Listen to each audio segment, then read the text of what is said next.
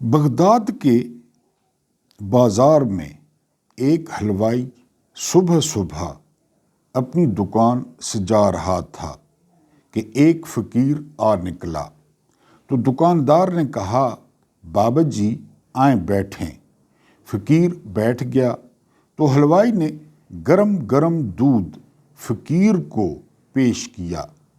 فقیر نے دودھ پی کر اللہ تعالیٰ کا شکر ادا کیا اور اس حلوائی کو کہا کہ بھائی تیرا شکریہ، اور یہ کہہ کر فقیر چل پڑا۔ بازار میں ایک طوائف اپنے دوست کے ساتھ سیڑھیوں پر بیٹھ کر موسم کا لطف لے رہی تھی۔ ہلکی ہلکی بوندا باندی ہو رہی تھی۔ بازار میں کیچڑ تھا۔ فقیر اپنی موج میں بازار سے گزر رہا تھا کہ فقیر کے چلنے سے ایک کیچڑ کا چھینٹا اڑا اور طوائف کے لباس پر گر گیا۔ جب یہ منظر طوائف کے دوست نے دیکھا تو اسے بہت غصہ آیا۔ وہ اٹھا اور فقیر کے منہ پر تھپڑ مارا اور کہا کہ فقیر بنے پھرتے ہو، چلنے پھرنے کی تمیز نہیں ہے۔ فقیر نے ہنس کر آسمان کی طرف دیکھا اور کہا، مالک تو بھی بڑا بے نیاز ہے، کہیں سے گرم دودھ پلواتا ہے اور کہیں سے تھپڑ مرواتا ہے۔ یہ کہہ کر فقیر آگے چل پڑا۔ طوائف چھت پر چل رہی تھی تو اس کا پاؤں پھسلتا ہے اور زمین پر سر کے بل گر جاتی ہے۔ اس کو ایسی شدید چوٹ لگتی ہے کہ موقع پر ہی فوت ہو جاتی ہے۔ شور مچ گیا کہ فقیر نے آسمان کی طرف منہ کر کے بد دعا دی تھی، جس کی وجہ سے یہ قیمتی جان چلی گئی۔ فقیر ابھی بازار کے دوسرے کونے تک نہیں پہنچ پائے تھے کہ لوگوں نے فقیر کو پکڑ لیا اور کہا کہ بڑے فقیر بنے پھرتے ہو، حوصلہ بھی نہیں رکھتے۔ فقیر نے کہا، کیا ہوا میاں؟ لوگوں نے کہا کہ تم نے بد دعا دی اور عورت کی جان چلی گئی۔ فقیر نے کہا کہ واللہ میں نے تو کوئی بد دعا نہیں دی۔ تو لوگوں نے ضد کی اور کہا کہ نہیں، تیری بد دعا کا کیا دھرا ہے۔ جب لوگوں نے ضد کی تو فقیر نے کہا کہ اصل بات پوچھتے ہو تو میں نے کوئی بد دعا نہیں کی، یہ یاروں کی لڑائی ہے۔ لوگوں نے کہا کہ وہ کیا؟ فقیر نے کہا کہ جب میں گزر رہا تھا اور میرے پاؤں سے چھینٹا اڑا اور اس عورت کے لباس پر پڑا تو اس کے یار کو غصہ آیا۔ اس کے یار نے مجھے مارا تو پھر میرے یار کو بھی غصہ آ گیا۔ بسم اللہ الرحمن الرحیم۔ میرا نام محمود نیازی ہے۔ السلام علیکم ورحمۃ اللہ وبرکاتہ۔ آپ لوگ جانتے ہوں گے کہ آج بدھ کا دن ہے اور 3 دسمبر 2025 ہے۔ کچھ تازہ ترین خبریں اور ایک ویلاگ، لیکن آج جو ہے وہ زیادہ تر خبروں کا جو تعلق ہے وہ عمران خان سے ہے، کیونکہ کافی دنوں بعد عمران خان کی اپنی بہن کے ساتھ جو ہے وہ ملاقات ہوئی ہے اور انہوں نے کچھ جو ہے وہ بیان جاری کیا ہے۔ وہ سارے کا سارا بیان آپ کی نظر کروں گا، لیکن اس سے پہلے ایک جو ہے واقعہ سنانا ضروری ہے۔ عمران خان کے سینیریو میں ایک جنگ ہوتی ہے، غزوہ، تو اس میں حضرت عباس رضی اللہ تعالی عنہ بن عبد المطلب، جو کہ رسالت مآب صلی اللہ علیہ وآلہ وسلم کے چچا ہیں، وہ گرفتار ہو کر آتے ہیں۔ ان کو ایک کمرے میں رکھا جاتا ہے ان کے ہاتھوں میں رسی باندھی جاتی ہے اور ان کے پیروں میں بھی رسی باندھی جاتی ہے، جتنے بھی قیدی تھے 10 15 20۔ تو وہاں سے ایک نوجوان صحابی کا گزر ہوتا ہے، وہ دور پار کے رشتہ دار بھی ہوتے ہیں، اور دوسرا وہ حضرت عباس کو اچھی طرح پہچانتے ہیں کہ یہ کون ہیں۔ وہ جوان اور تو کچھ نہیں کرتا، وہ حضرت عباس رضی اللہ تعالی عنہ کے پیروں کی اور ہاتھوں کی رسیاں تھوڑی سی ڈھیلی کر دیتا ہے، یعنی سخت رسیوں کو تھوڑا ڈھیلا کر دیتا ہے۔ ایک اور صحابی یہ منظر دیکھ رہے تھے، انہوں نے جا کر رسالت مآب صلی اللہ علیہ وآلہ وسلم کو سارا واقعہ بتایا، تو آپ صلی اللہ علیہ وآلہ وسلم نے اس نوجوان صحابی کو طلب کیا اور پوچھا کہ کیا تم نے سارے قیدیوں کی رسیاں ڈھیلی کی یا صرف میرے چچا کی؟ تو صاف گوئی سے کام لیا صحابی نے، اور انہوں نے فرمایا کہ میں نے آپ کے چچا کی جو رسیاں تھیں وہ ڈھیلی کی۔ تو رسالت مآب صلی اللہ علیہ وآلہ وسلم نے فوراً فرمایا کہ یہ تو میرے چچا کی رسیاں بھی پہلے کی طرح ٹائٹ کر دو، سخت کر دو۔ اگر یہ نہیں کرتے، ان کا احترام کرتے ہو، تو سارے قیدیوں کی رسیاں ڈھیلی کر دو۔ یہ ہوتے ہیں قیدی، یہ ہوتے ہیں قیدیوں کے حقوق۔ انہوں نے جو بھی کیا ہے وہ ایک علیحدہ چیپٹر ہے، لیکن پوری دنیا ان کے حقوق کو تسلیم کرتی ہے کہ قیدیوں کے اپنے جو ہے وہ حقوق ہوتے ہیں۔ حالانکہ جو وار کرمنلز ہوتے ہیں، جو جنگی جرائم کرتے ہیں، ان کے بھی حقوق ہوتے ہیں۔ میں نے آپ کو ایک دن بتایا تھا کہ روڈولف ہیس، یہ پتہ کون تھے؟ یہ ڈپٹی فیورر تھے۔ اب آپ کہیں گے ڈپٹی فیورر کیا ہوتا ہے؟ یہ 2IC تھے ایڈولف ہٹلر کے، ایڈولف ہٹلر کے 2 نمبر تھے یہ روڈولف ہیس۔ اب ہٹلر اور روڈولف ہیس سے بڑا کوئی انسانیت کا دشمن، جنہوں نے جنگی جرائم کیے، کروڑوں لوگ مر گئے دوسری جنگ عظیم میں۔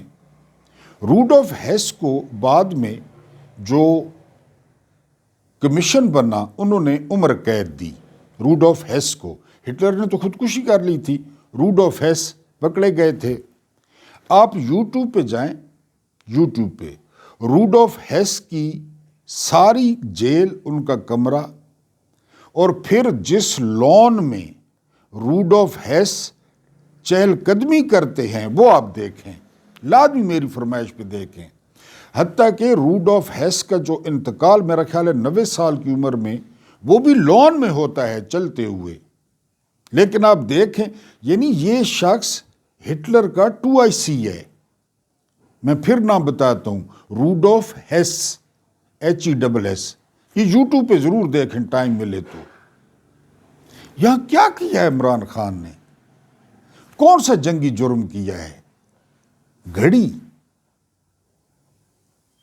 میں نے آپ کو بتایا ہے 78 سال 47 سے لے کر آج تک اگر توشہ خانہ کھنگالا جائے نا، یہ لوگ اتنا کچھ پی گئے ہیں، اتنا کچھ پی گئے ہیں کہ شاید پاکستان کا آدھا قرضہ اتر جاتا اس کو بیچ کے۔ ایک اور کامن سینس کا سوال ہے کہ عمران خان کی تو حکمرانی تھی 3.5 سال، 3.25 سال، بقایا 4 جرنیل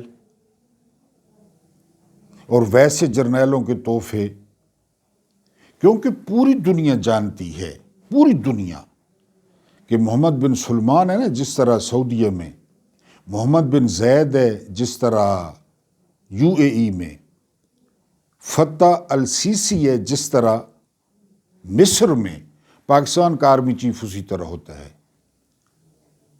10 دفعہ الیکشن ہو، 10 دفعہ وزیر اعظم بنے، دنیا کو پتہ ہے۔ اور یہ بھی آپ کو بتا دوں، دنیا برائب کرتی ہے، برائب مختلف صورتوں میں برائب کرتی ہے، اور ان کا تو منہ ہر وقت کھلا ہوا ہوتا ہے، یعنی بغیر کسی جرم کے۔ اب بتائیں نا، اتنا عرصہ گزر گیا ہے، عمران خان نے کسی کو نوکری دی ہوتی، عمران خان نے کوئی مل لگائی ہوتی، عمران خان نے کوئی کارخانہ لگایا ہوتا، عمران خان نے کوئی رشتہ دار تو انہوں نے کیا کرنا تھا؟ کچھ بھی نہیں ملا ان کو۔ ان کو ملی عدت، تاریخ اسلام کا پہلا کیس، ان کو ملا توشہ خانہ، ان کو ملی گھڑی۔ جو شخص اپنا سارا کچھ شوکت خانم کے نام کر چکا ہے تو اس نے گھڑی لے لی ہے جی۔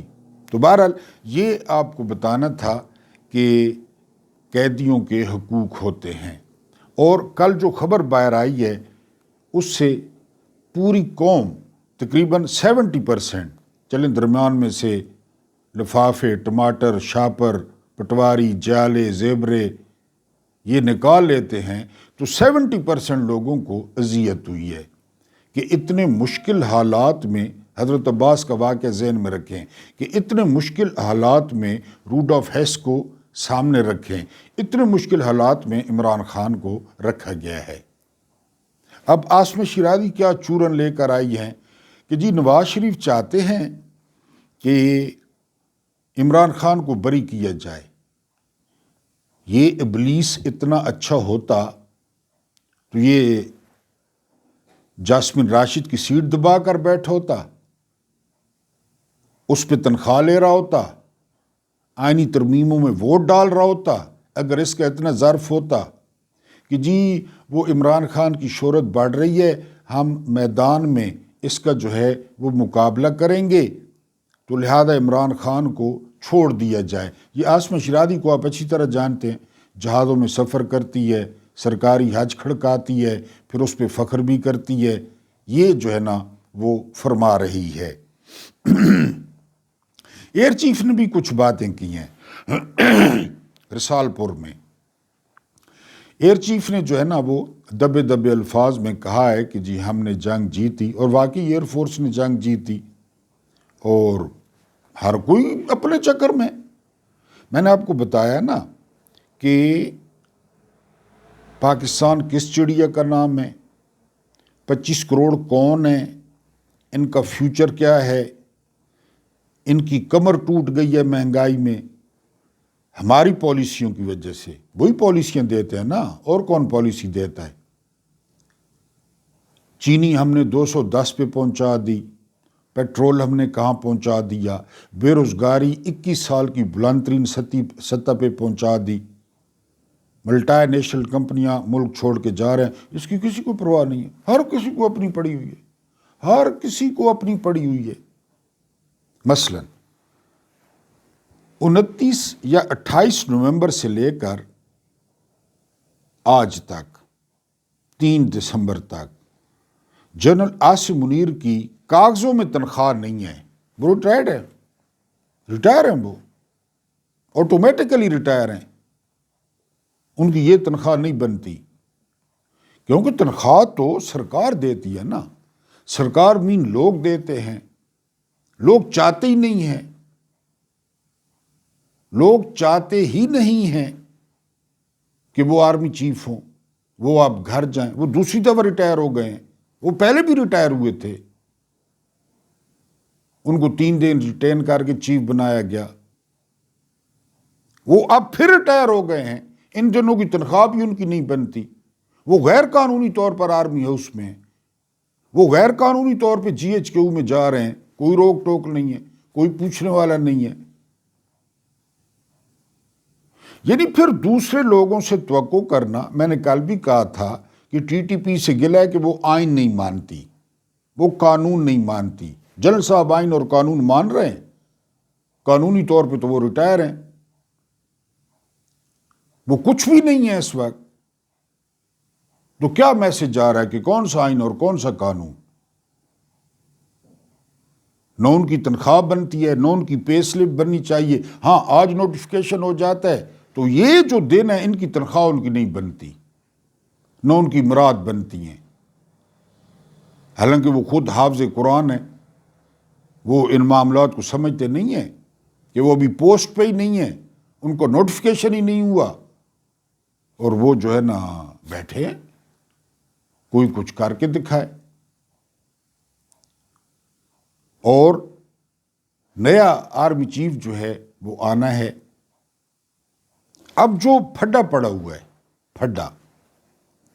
پھڈا یہ ہے کہ نیا آرمی چیف آئے، یعنی یہ سی ڈی ایف بن جائیں، C D F chief of defence forces بن جائیں، یہ آرمی چیف نیا آئے۔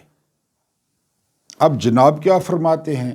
جناب فرماتے ہیں آرمی چیف بھی میں، چیف آف ڈیفنس فورسز بھی میں، نیوی کا سربراہ بھی میں، ایئر فورس کا سربراہ بھی میں، جو نیشنل اسٹریٹجک کمانڈ ہے نیوکس والی ایٹمی، ان کا سربراہ بھی میں، اور اب ایک اور فورس کھڑی کی جا رہی ہے راکٹ فورس کے نام سے، میزائل فورس کے نام سے، اس کا سربراہ بھی میں۔ اندازہ کریں، تاحیات استثناء، تاحیات مرات، قبر پر سیکیورٹی گارڈز، میرے ساتھ سیانے جیک برانچ کے فوجی جائیں گے اندر، جو سوالوں کے جواب دیں گے منکر نکیر کو، کیونکہ میں تو سی ڈی ایف ہوں، میں تو کسی کو جواب دے نہیں ہوں۔ قبر میں میرے ساتھ اے ڈی سی جائیں گے، وہ جواب دیں گے، اور جاتے تھے فرعونوں کے ساتھ، ان کی باندیاں، ان کے ملازم، ان کے مالشی، ان کے خانسامے، ان کے شرابدار، یہ جام پیش کرنے والے، یہ جاتے تھے مرے ہوئے فرعون کے ساتھ، یہ جاتے تھے فار ایور، ان کو بند کر دیا جاتا۔ اب وہ 3 دن بعد مرتے، 4 دن بعد، کیونکہ خوراک اور شراب اور وہاں پہ ذخیرہ کیا جاتا احرام میں۔ اب وہ لوگ وہ کھاتے پیتے ہوں گے 1 دن، 2 دن، 3 دن، 4 دن، کیونکہ قبر کی طرح تو ہوتا نہیں تھا، بہت بڑا محل ہوتا تھا زیر زمین جس میں فرعون کو رکھتے، اور ساتھ جو ہے نا 100-200 بندے بھی کہ وہ اس کی خدمت کریں گے مرے ہوئے کی۔ پھر وہ 10 دن بعد، 15 دن بعد، 20، یعنی جب بھی یا تو دم گھٹنا یا وہ خوراک کا ذخیرہ ختم ہونا، پھر بس۔ تو یہاں بھی یہی سچویشن ہے کہ فوجی میرے ساتھ آئیں گے، سیانے فوجی، سیانے تو سارے ہیں، سارے سیانے ہیں، کیونکہ وہ خود کہہ چکے ہیں کہ اب میں پی ایچ ڈیوں کی جو ہے، پی ایچ ڈیوں کی وہ حکومت بناؤں گا۔ یہ سارے جو ہے نا فارغ ہیں۔ اگر کوئی دنیا میں یا پاکستان میں سیانا ہے تو وہ فوجی ہے، اور عام لوگ فوجیوں کو کیا کہتے ہیں آپ کو اچھی طرح پتہ ہے۔ یعنی میں نے آپ کو مدعا سمجھا دیا۔ حکومت کہتی ہے کہ آرمی چیف آئے، اور وہ بھی کوئی حکومت نیک نیت نہیں ہے کہ آپ کہیں کہ وہ کوئی نہیں، ایک اور بندے کو بلائج کرنا ہے کہ یہ، کیونکہ یہ اب کمزور ہوں گے، شاہ صاحب جو ہے نا دن بدن کمزور ہوں گے، ہو بھی گئے ہیں اور ہوں گے۔ وہ کہتے ہیں کہ کوئی فریش مال آئے، جاتی عمرہ کہتا ہے کوئی فریش مال، کسی جرنل پہ احسان چڑھائیں 3-4 سال، بلکہ اب تو وہ 5 سال کے لیے ہوگا، تو اتنے تاکہ عمران کو بھی ٹھکانے لگا دے گا۔ کسی نئے پہ ہم احسان کریں، کسی نئے کو آرمی چیف بنائیں۔ اب سی ڈی ایف کہتے ہیں کہ اگر آرمی چیف آ گیا تو پھر میں تو chairman joint chief of staff committee کی طرف بن جاؤں گا۔ وہ پہلے بھی جی ایچ کیو نہیں چھوڑنا چاہتے کہ میں بیٹھوں گا جی ایچ کیو میں کسی اور دفتر میں منتقل بھی نہیں ہوں گا۔ یہ اس وقت جو ہے وہ چل رہا ہے۔ ابصار عالم کہہ رہے ہیں، سرکاری حاجن کہہ رہی ہے، منا منیب کہہ رہا ہے، سارے کہہ رہے ہیں، سب کو ٹک ٹکی پہ لٹکایا ہوا ہے۔ ادھر وہ ایک 73 سالہ شخص کو جو ہے وہ ذہنی اذیت دی جا رہی ہے۔ اب میں آپ کے سامنے جو ہے وہ پیغام پڑھتا ہوں، اس پیغام کو آپ نے غور سے سننا ہے، لیکن اس سے پہلے آپ لوگوں سے درخواست ہے کہ آپ چائے کا کپ نیچے رکھیں، کافی نیچے رکھیں، پراٹھے سے ہاتھ کھینچیں، تھوڑا کمبل سے یا رضائی سے ہاتھ نکالیں،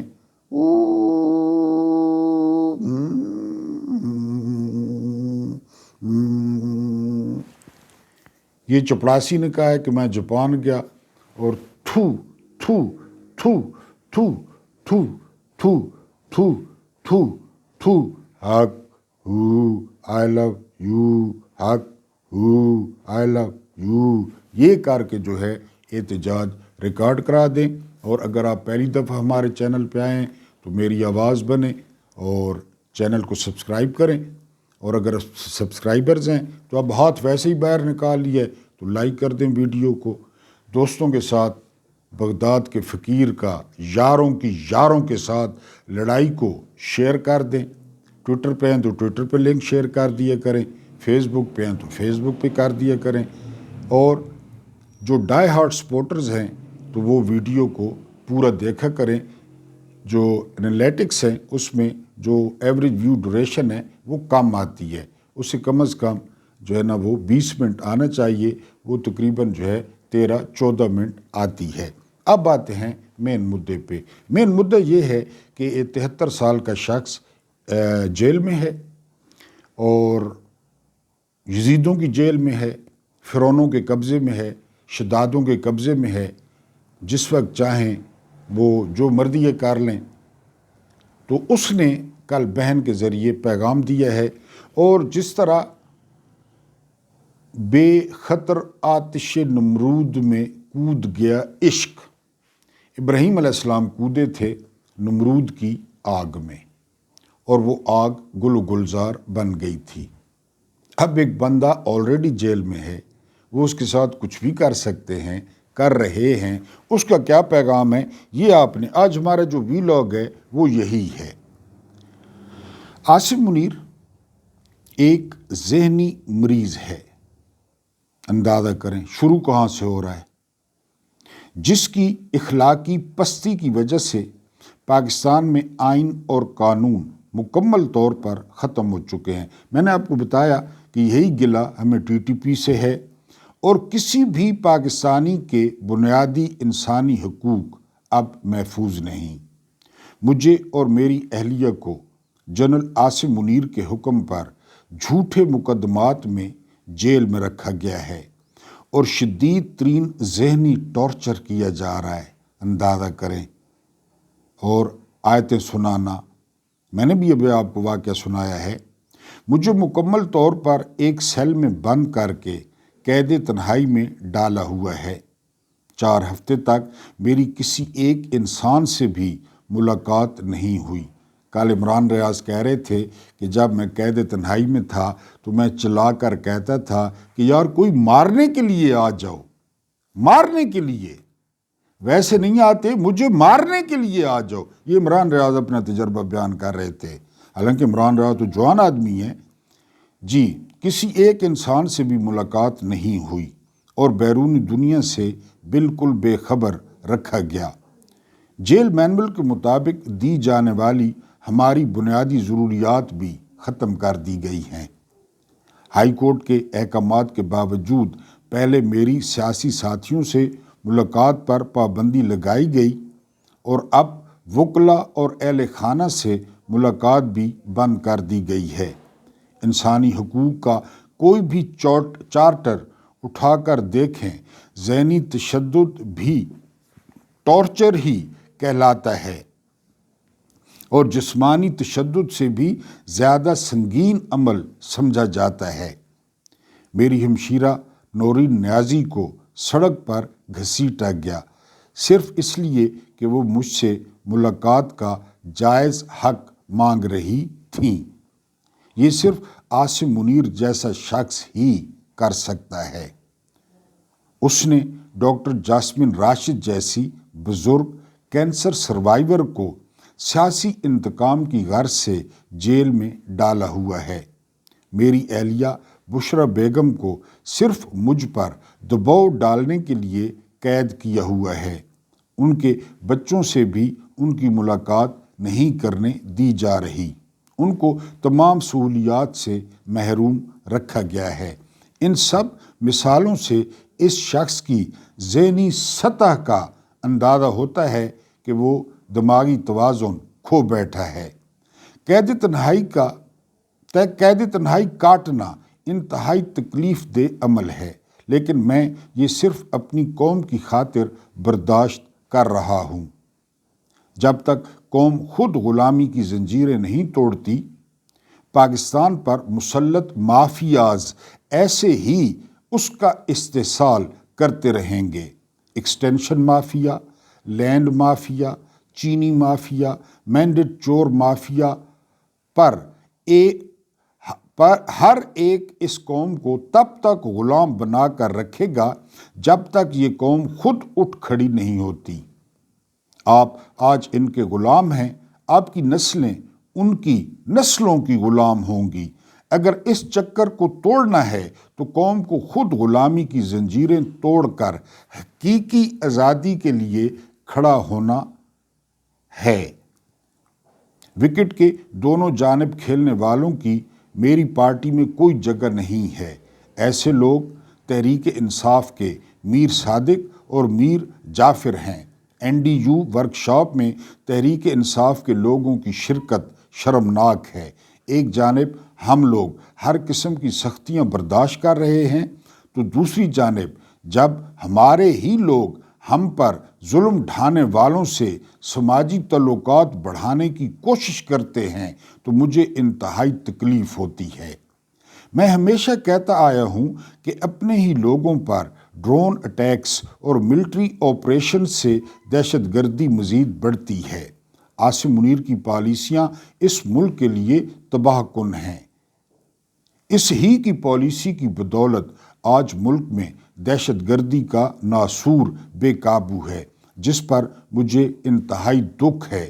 اس کو اپنے ملک کے مفادات کی رتی برابر بھی پرواہ نہیں ہے۔ یہ جو کچھ کر رہا ہے محض مغربی دنیا کی خوشنودی کے لیے کر رہا ہے۔ افغانستان کے ساتھ آگ کو جان بوجھ کر بھڑکایا۔ اس کا مقصد ہے اسے انٹرنیشنلی مجاہد سمجھا جائے۔ اس نے پہلے افغانوں کو دھمکایا، پھر مہاجرین کو ملک سے دھکے دے کر باہر نکالا، ان پر ڈرون حملے کیے، جس کے اثرات پاکستان میں